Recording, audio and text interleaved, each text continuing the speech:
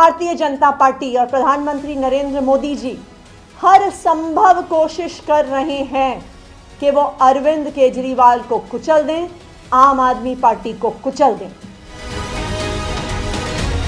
नमस्कार। दिल्ली के मुख्यमंत्री अरविंद केजरीवाल की गिरफ्तारी के बाद आम आदमी पार्टी के कार्यकर्ता देशव्यापी प्रदर्शन पर हैं। गुरुवार देर रात दिल्ली के मुख्यमंत्री अरविंद केजरीवाल को ईडी ने दिल्ली शराब नीति घोटाला मामले में गिरफ्तार किया था। इससे पहले आम आदमी पार्टी के कई बड़े नेता जैसे मनीष सिसोदिया, संजय सिंह और दिल्ली के पूर्व स्वास्थ्य मंत्री सत्येंद्र जैन भी इसी मामले में गिरफ्तार किए गए हैं।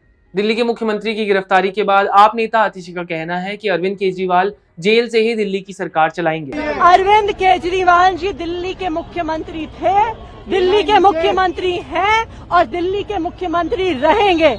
हमने शुरू से स्पष्ट किया है कि अगर जरूरत पड़ेगी तो अरविंद केजरीवाल जी जेल से सरकार चलाएंगे।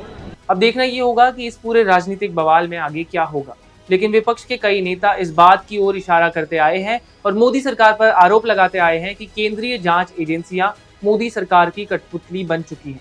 बता दें कि ये दूसरी बार है कि जब ऐसे किसी सिटिंग चीफ मिनिस्टर को गिरफ्तार किया गया हो। इससे पहले झारखंड के पूर्व मुख्यमंत्री हेमंत सोरेन को गिरफ्तार किया गया था। इंडियन एक्सप्रेस का एक आंकड़ा है जिसमें बताया गया है कि साल 2014 में जब नरेंद्र मोदी की लीडरशिप वाली बीजेपी की सरकार पहली बार सत्ता में आई थी, उसके सत्ता में आने के बाद से यूपीए शासन की तुलना में नेताओं के खिलाफ ईडी के मामलों में 4 गुना बढ़ोतरी देखने को मिली है।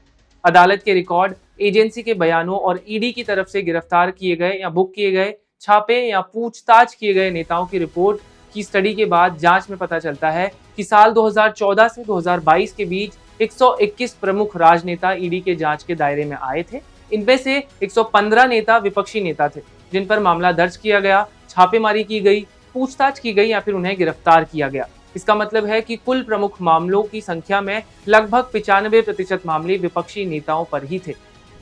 बता दें कि यह यूपीए शासन के तहत एजेंसी की केसबुक के बिल्कुल विपरीत है।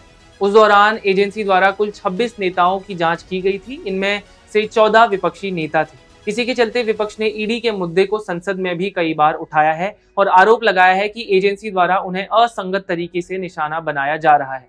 ये एक ऐसा आरोप है जिसका सरकार और ईडी दोनों ही खंडन करते आए हैं। एजेंसी के अधिकारियों का कहना रहता है कि इसकी कार्रवाई गैर राजनीतिक है और अन्य एजेंसियों या राज्य पुलिस द्वारा पहले दर्ज किए गए मामलों से शुरू होती है। इसके अलावा बीजेपी सरकार पर एक और आरोप लगता है कि जो भी बीजेपी में शामिल होता है या उसके साथ गठबंधन करता है वो साफ हो जाता है। विपक्ष कहती आई है कि विपक्ष के नेता जब पार्टी बदल लेते हैं तो ईडी पाला बदलने वाले विपक्षी नेताओं के खिलाफ मामलों पर धीमी गति से काम करती है। इसमें असम सीएम हिमंत बिस्वा शर्मा, शुभेंदु अधिकारी, मुकुल रॉय और अजीत पवार जैसे नेताओं का नाम सामने आता है।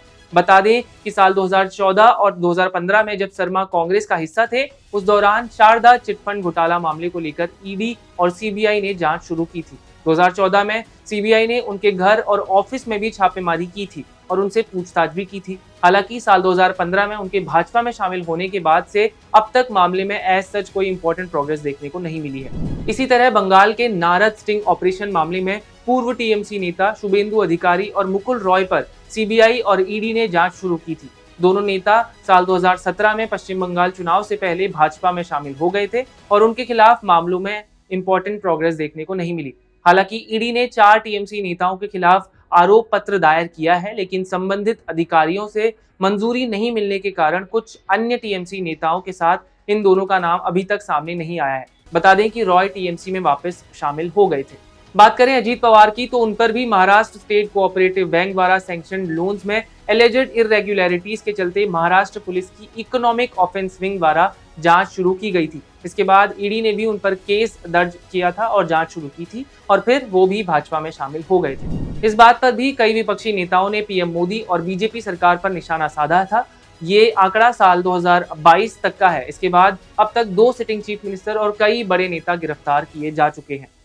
सीएम अरविंद केजरीवाल पर ईडी के एक्शन के बाद दिल्ली की मंत्री और आप नेता आतिशी ने भी कड़े शब्दों में आरोप लगाते हुए कहा कि केंद्र सरकार ईडी का इस्तेमाल विपक्ष की आवाज को बंद करने के लिए कर रही है। आज आम आदमी पार्टी के number 1, number 2, number 3, number 4, number 5 के सारे नेताओं को झूठे आरोपों पर भारतीय जनता पार्टी शासित केंद्र सरकार और उनके पॉलिटिकल हथियार इन्फोर्समेंट डायरेक्टोरेट ने गिरफ्तार कर लिया है। आपका इस पूरे मामले को लेकर क्या कहना है, हमें कमेंट करके जरूर बताएं। धन्यवाद।